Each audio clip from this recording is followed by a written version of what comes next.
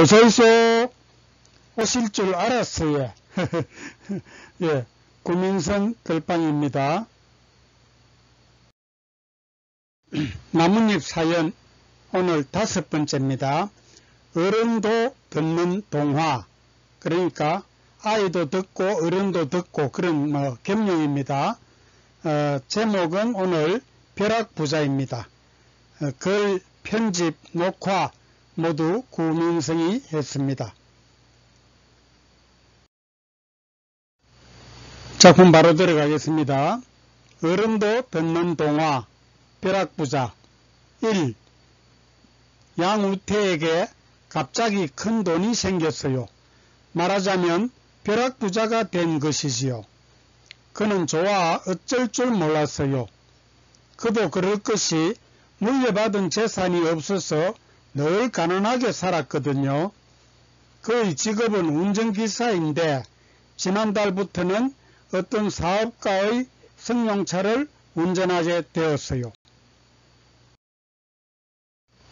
그런데 회사에서 받는 월급으로는 먹고 살기도 빠듯했어요. 40살이 되도록 건건히 살아온 그에게 드디어 돈벼락이 떨어졌지 뭐예요. 정말 엄청난 돈이 생겼어요. 아마 평생 벌어도 못 만질 그 얘기일걸요. 양우태는 아내와 딸에게 돈을 자랑하고 싶었지만 꼭 참았어요. 절대로 비밀을 지켜야 하거든요. 일단 그는 돈가방을 숨기기로 했어요. 처음에는 뒷마당에 땅을 파고 숨겼지요. 하지만 돈을 꺼낼 때마다 삽질을 해야 하니까 귀찮았어요. 또 비가 오면 젖어버리지 않을까 걱정도 되었어요. 그래서 집 안에 있는 다락으로 돈가방을 옮겼지요. 그런데 돈을 꺼낼 때마다 사다리로 오르내려야 하는데 혹시 딸이 보면 어쩌나 걱정이 되었어요. 이번엔 혼자만 다니는 지하 창고에 넣었는데 그것도 불안했어요. 장마철에 곰팡이가 생기거나 쥐가 갉아먹을지도 모르잖아요. 골똘히 생각하던 양우태가 무릎을 탁 쳤어요. 아, 맞아. 내가 왜 진짜 그 생각을 못했지? 그는 안방 옆의 서재에 들어갔어요. 그 방은 거의 안 쓰지만 책상 밑에 돈가방이 들어갈 공간은 충분했어요. 그는 식구들 모르게 돈가방을 서재에 옮겼어요. 그런데 또 걱정이 생기네요. 혹시 아내가 들어오면 들킬 수도 있으니까요. 그래 그는 아내에게 말했어요. 여보, 오늘부터 서재에는 들어오지 말아요. 왜요? 아니, 내가 뭐 좀 할 일이 있거든요. 무슨 일인데요? 아내가 자꾸 물었어요. 나도 책 좀 읽고 생각할 것도 많으니 나만의 공간이 필요해요. 알았어요. 그런데 방 청소는 어떻게 해요? 아내가 눈을 동그랗게 뜨고 또 물었어요. 이 방은 내가 청소할 거니까 그냥 둬요. 아내는 아무 의심도 안 했어요. 오히려 남편이 청소를 도와준다니 고마웠지요. 전에는 안 그랬거든요. 양우태는 퇴근하고 집에 오면 서재에만 콕 박혀 있었어요. 혹시 서콕이라고 아세요? 네, 맞아요. 집콕, 방콕 그런 거랑 비슷해요. 그런데 어쩌다 외출할 때는 방문을 잠그고 나갔어요. 열쇠를 깊이 감추지만 그래도 서재가 불안해서 일찍 돌아와 서콕해요. 아하, 이런. 양우태는 갑자기 돈을 쓰고 싶어 건질건질하네요. 졸지에 큰 돈이 생긴 사람들은 대부분 그래요. 그것도 고생하지 않고 얻은 돈일수록 더 그래요. 양우태는 먼저 큰 백화점에 가서 아주 비싼 양복과 구두를 샀어요. 아내에게는 생활비와 화장품 값을 넉넉하게 주었어요. 9살짜리 가희에게도 용돈을 많이 주었어요. 가희는 용돈을 받으면 아빠에게 안마를 해주어요. 뽀뽀까지 하며 온갖 아양을 다 떨지요. 세 식구가 고급 호텔에 가서 비싼 요리도 먹었어요. 여보, 당신 갑자기 돈이 많아졌네요. 아, 그거요? 내가 일 잘한다고 우리 회장님이 특별 수고비를 엄청 주더라고요. 이제 우리도 부자가 되었어요. 양우태는 넉살 좋게 거짓말을 했어요. 며칠 동안 돈가방을 쓰다듬기만 하던 그는 생전 처음으로 최고의 행복을 느꼈어요. 서재 걱정만 빼면 꿈처럼 달콤한 인생이라고 생각했지요. 사실 양우태에게 생긴 엄청난 돈은 남의 것이에요. 바로 자기가 다니는 회사의 조규만 회장 돈인데 양우태가 훔쳤어요. 참, 조규만 회장은 조그만 회장이라는 별명이 있대요. 체격이 작은 그에게 친구들이 옛날부터 부르던 별명인데 본인도 싫어하지 않는데요. 어쨌든 조규만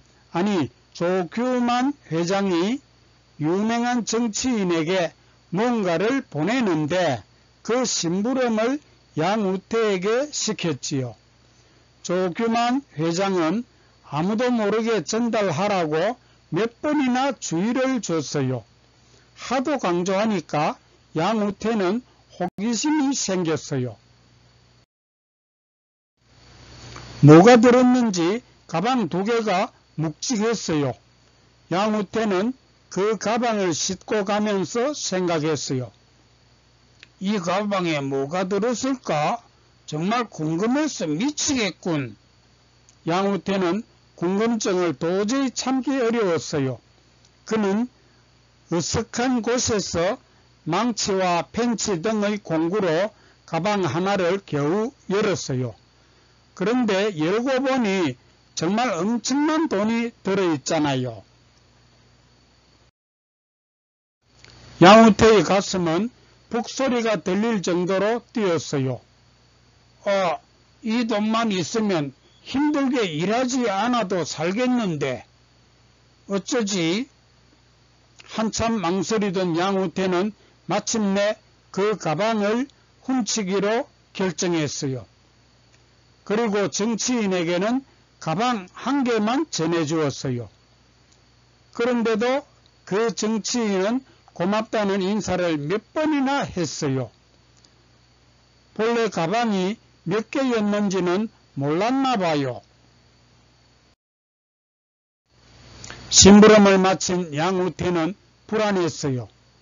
불안감은 시간이 갈수록 더 심해져서 밥맛도 잃을 정도였어요. 뿐만 아니라 조규만 회장이 찾을 때는 가슴도 마구 뛰었어요. 어쩌다가 다른 직원이 불러도 깜짝깜짝 놀랐어요. 가끔 길에서 경찰이라도 만나면 등에 땀이 흐를 지경이었어요. 하지만 그는 통 크게 생각하자고 마음먹었어요.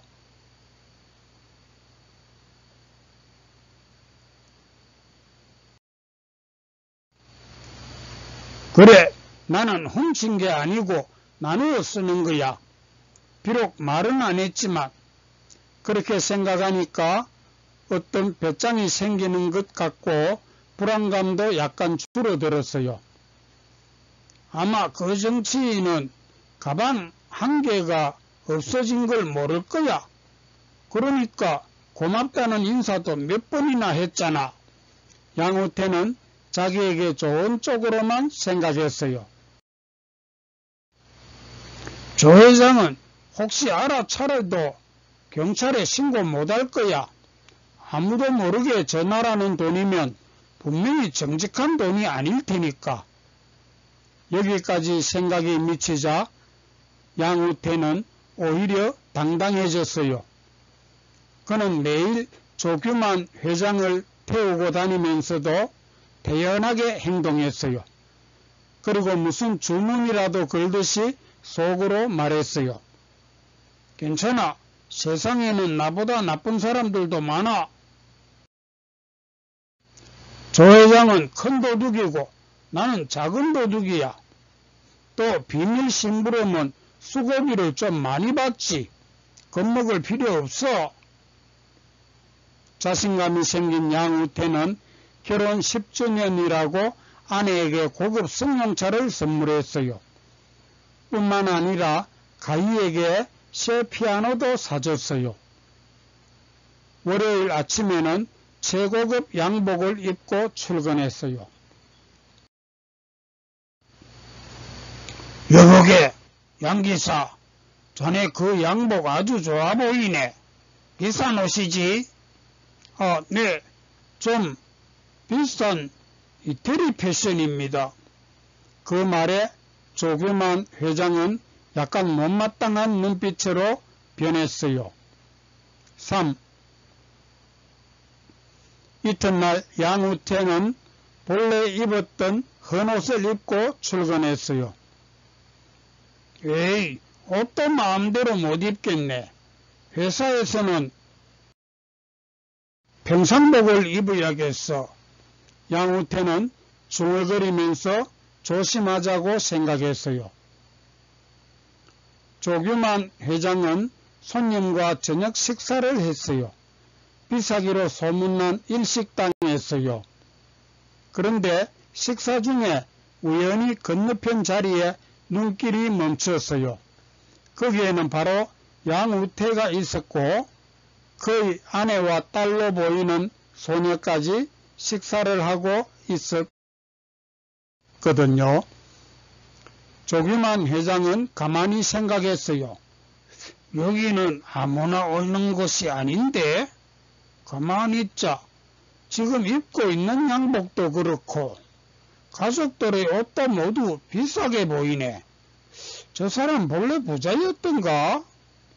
조규만 회장은 궁금했지만 일단은 모른 척 했어요. 이튿날 조규만 회장은 비서실 직원에게 양우태를 몰래 조사해보라고 일렀어요.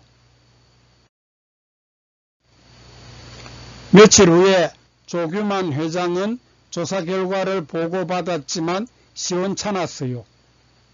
그래 직접 물어볼 생각으로 양우태를 불렀어요. 양기사, 자네 며칠 전에 L호텔 일식당에서 식사했지?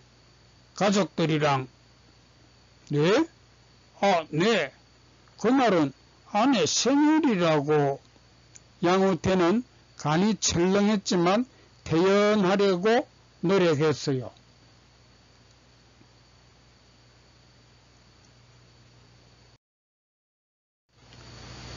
요즘 자네 비싼 외식도 즐기니 형편이 좋은 모양일세. 게다가 가족들 모두 비싼 옷까지 입고 말이야. 네, 얼마 전에 복권이 당첨되어서 돈이 좀 생겼습니다. 하하하. 양우태는 미리 준비한 거짓말로 쉽게 둘러댔어요. 아이고, 그런가? 허허허, 축하하네. 감사합니다, 회장님. 양우태는 거짓말이 먹혀들어서 다행이라고 생각했어요. 4. 며칠 후 양우태는 회사에 사표를 냈어요. 조규만 회장을 볼 때마다 긴장되기도 했지만 이제 돈이 많으니 일하기가 싫어졌어요. 귀찮은 출근도 하지 않고 기분 좋게 돈을 쓰고 싶었어요. 한편 조규만 회장은 자꾸 이상한 예감이 들었어요. 그래 이번에는 다른 직원에게 양우태를 철저히 조사해보라고 지시했어요. 그리고 사흘 후에 조사 보고를 받으면서 조규만 회장은 깜짝 놀랐어요. 도저히 믿을 수가 없었어요. 비싼 식당이나 고급 옷 따위는 아무것도 아니었어요. 양우태는 아주 비싼 외제 자동차를 타고 다닌다고 해요. 올가을에는 가족 모두 동남아 여행을 갈 것이며 겨울에는 세계 일주 크루즈 여행도 예약했다고 해요. 조규만 회장은 방금 그 직원에게 계속 더 조사하라고 시켰어요. 양우태는 지금 사는 집이 너무 작고 오래된 집이라서 불편했어요. 그는 크고 좋은 새 아파트를 알아보려고 부동산 사무실에 갔어요.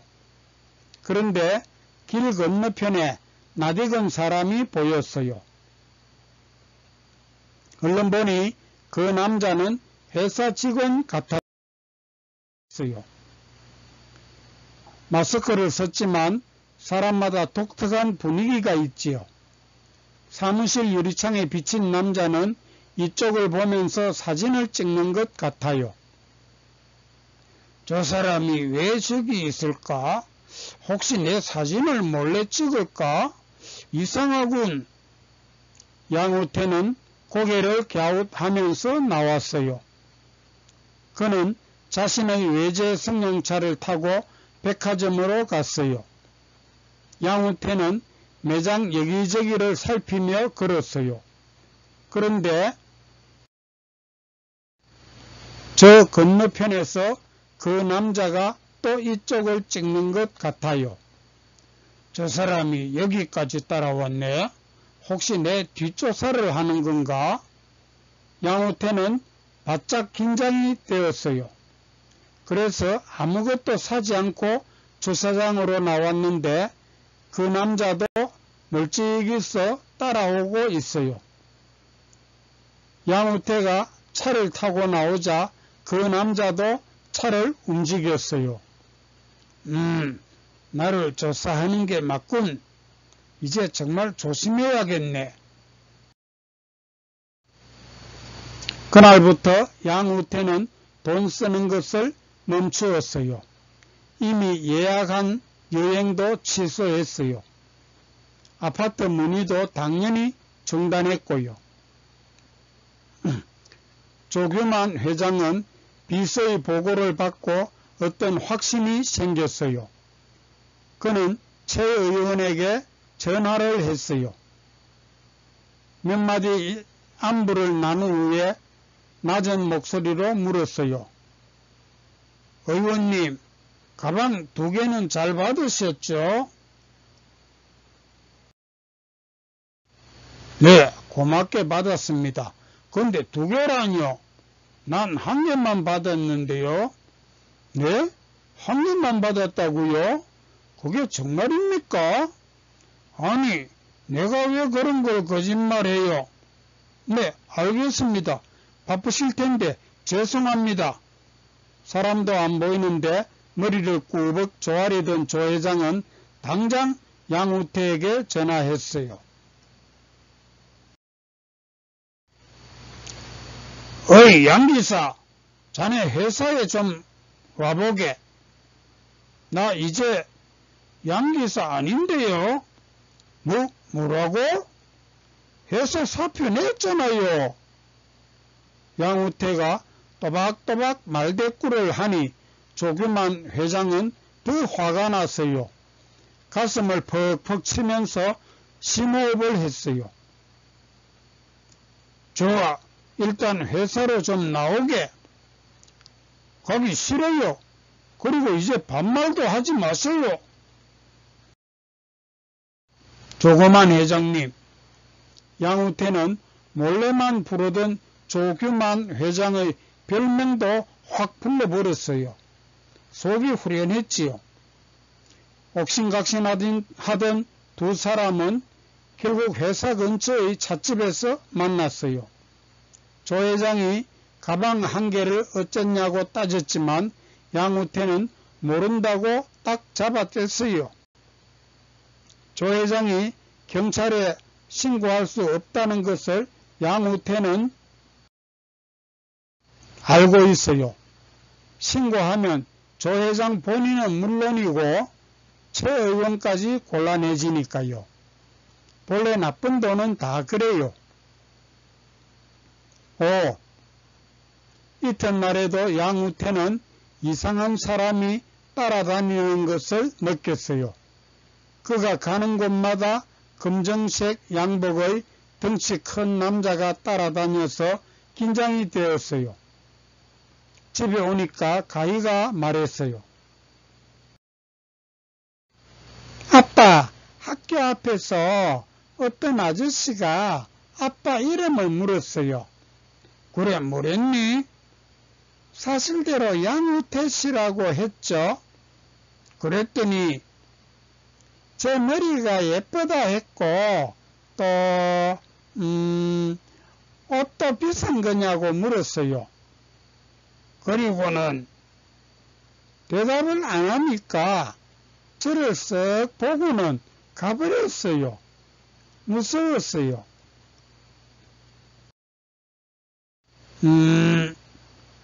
양우태는 좋지 않은 예감이 들었어요. 아내도 몹시 흥분하며 말했어요. 여보, 나도 오늘 백화점에서 이상한 사람을 만났어요. 이상하다니 어떻게 이상해요? 네, 낯선 남자가 따라다니면서 내가 비싼 물건 사는 걸 보니 부자 같다고 했어요. 또 남편 이름이 혹시 양우태 씨냐고 물었어요. 그래 자꾸 귀찮게 하면 경찰 부르겠다고 하니 그냥 갔어요. 아내는 화가 나면 말이 빨라져요. 잘했어. 양우태는 간단하게 대답했지만 마음은 간단하지 않았어요. 아주 복잡했어요. 근데 그 남자가 백화점 주차장에까지 나타나서는 차가 좋다며 얼마짜리냐고 묻기도 했어요. 기분 나빠서 딱 노려봤더니 가버리대요.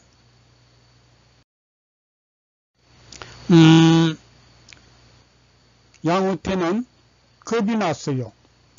가희와 아내에게 접근해서 해칠 수도 있겠다는 생각이 들었어요. 무언가 결단이 필요했어요. 가희야, 지금 엄마랑 미용실에 가서 머리를 잘라야 되겠다. 그리고 비싼 옷이나 신발은 감추어 두어라. 왜요? 묻지 말고 그냥 아빠 말 들으라. 싫어요. 가희는 긴 머리를 무척 아꼈고 예쁜 옷도 너무 좋은데 아빠 말을 쉽게 들을 리가 없지요. 안 돼. 그들이 너를 납치해서 해칠 수도 있어. 나쁜 사람들은 부자를 노리기 때문에 부자 티를 내면 위험해.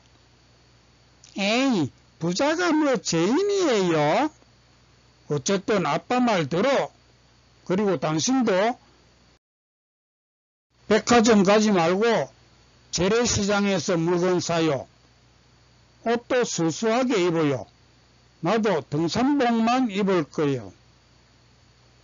아이고, 부자 되기 어렵네요. 아내는 고개를 끄덕이면서도 명품 가방을 미리 사지 않은 것을 내심 후회했어요. 용돈도 쓰지 말고 외제차도 팔아버립시다. 양우태는 돈이 많아도 걱정이었어요. 아니, 돈 쓰는 일이 겁났어요. 6. 양우태의 가족들은 과거의 생활로 되돌아갔어요. 양우태는 길에서 남이 쳐다만 봐도 가슴이 철렁했어요. 하루 이틀도 아니고 매일 긴장되고 불편했어요. 아내와 가희도 길에서 자꾸만 뒤를 돌아본다며 겁먹은 표정이었어요. 큰 비 오기 직전의 하늘처럼 어둡고 우울한 낮빛이었어요. 전화벨이 울렸어요. 발신자는 조그만 인간이라고 찍혀 있었어요. 용기사, 할 얘기가 있으니 회사로 좀 나오게. 용기사 아니라니까요. 그리고 반말도 하지 마시고요. 아, 참 습관이 되었어 그만. 양우태씨, 회사에 좀 나와주시겠어? 하지만 양우태는 회사에 가기 싫으니 지난번 그 찻집에서 만나자고 했어요.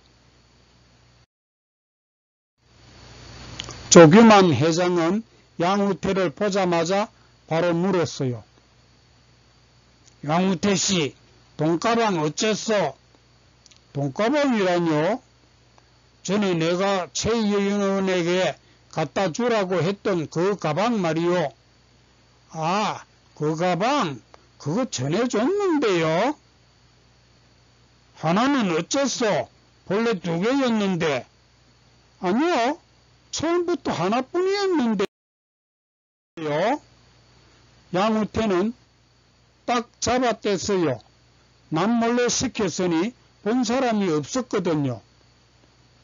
또 혹시 증인이 있어도 경찰에 신고하지 못할 거니까요. 조규만 회장이 웬일인지 화를 내지 않고 조용히 말했어요. 이번 토요일까지 가방 가져오면 그 돈의 30%를 주겠소. 그러나 토요일을 넘기면 당신과 가족들이 좀 힘들어질 거요. 내 젊은 친구들은 아주 거칠어요. 그 말과 동시에 조규만 회장이 손을 들었어요. 검정 양복의 2 젊은이가 빠른 걸음으로 왔어요. 체격이 크고 인상도 험해서 양우태는 덜컥 겁이 났어요. 최 과장은 이 손님 배웅해드리고 박 실장은 착각 계산하게. 조규만 회장은 벌떡 일어나서 나갔지만 양우태는 다리가 떨려서 겨우 일어났어요. 며칠 끙끙대던 양우태는 내일이 토요일인 것을 생각했어요. 그는 서재에서 돈가방을 끌어안고 고민에 빠졌어요. 하지만 아무리 생각해도 결론은 안 나오고 머리만 복잡했어요. 옆에 사진 이거 새 이것도 굉장히 고민하는 그런 표정 같다, 그죠? 계속하겠습니다. 그래서 종이를 펴고 적어봤어요. 1. 이 가방을 돌려주고 30%만 받을 것인가? 2. 끝까지 우기면서 내가 다 차지할 것인가? 양우태는 1번을 생각해봤어요. 30%가 마음에 들지 않네. 40% 달라고 해볼까?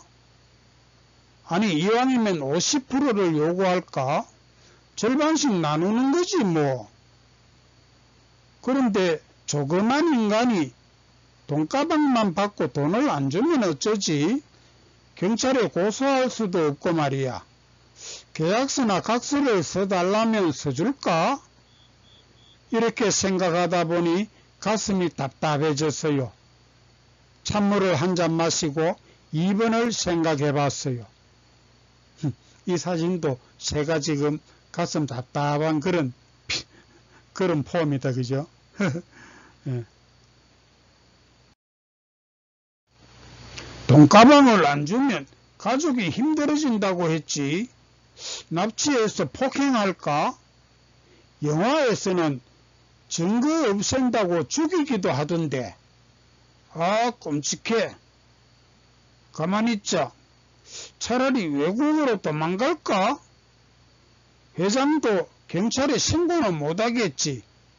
아니면 외국까지 잡으러 올까? 이거야 원 물어볼 수도 없고. 양우태는 이제 머리까지 아팠어요. 진통제를 먹고 깜빡 잠이 들었는데 기분 나쁜 꿈을 꾸었어요. 돈가방을 열어보니 돈은 없고 뱀과 지네만 우글우글했어요. 깜짝 놀라서 가방이고 뭐고 창밖으로 던졌어요. 돈가방에는 독가방이라고 적혀 있었어요. 밥을 먹으려니 그릇마다 구더기와 벌레가 가득했어요. 양우태는 그것들을 모두 버리고 치킨을 시켰어요. 벌레하고 구더기 가득 있는 걸 못 찾아가지고 사진을 돌멩이만 가득 있는 걸 찾았어요. 근데 돌멩이가 너무 예쁘다, 그죠? 계속하겠습니다. 그런데 뚜껑을 열어보니 치킨이 아니고 닭대가리였어요. 그것도 너무 상해서 악취가 진동하는 거였어요. 이번에는 식당으로 가는데 도깨비 3마리가 와서 엉덩이를 걷어차고 방망이로 때리고 주먹으로 치기도 했어요. 가족들은 꿇어앉아서 한 번만 살려달라고 빌었어요. 양우태는 울다가 깼는데 온몸이 땀으로 젖어 있었어요. 샤워를 마치고 서재에 돌아온 양우태는 돈가방 위에 놓인 메모지를 봤어요. 생각이 바뀔 때마다 동그라미와 가위표를 그렸다 지웠다 해서 많이 지저분했어요. 그는 떨리는 손으로 볼펜을 잡았어요. 바로 그때 카톡 음이 들렸어요. 발신자는 조그만 인간이고요. 어이, 양기사, 맞고 줄래? 그냥 줄래? 양우태는 한숨을 푹 쉬면서 7번째의 동그라미를 그렸어요. 너무나 다른 1번과 2번이 위아래로 나란히 붙어 있네요. 끝. 자, 오늘 이야기는 여기까지입니다. 구독, 좋아요, 알림을 부탁드리고 저는 다음 시간에 또 오겠습니다. 그런데 하다 보니까 경상도 사투리가 너무 심합니다. 그죠? 양해해 주십시오. 제가 지금 고양이를 팔아먹을 그런 나이가 아닙니다. 죄송합니다. 다음 시간에도 또 다른 작품을 가지고 찾아뵙겠습니다. 고맙습니다.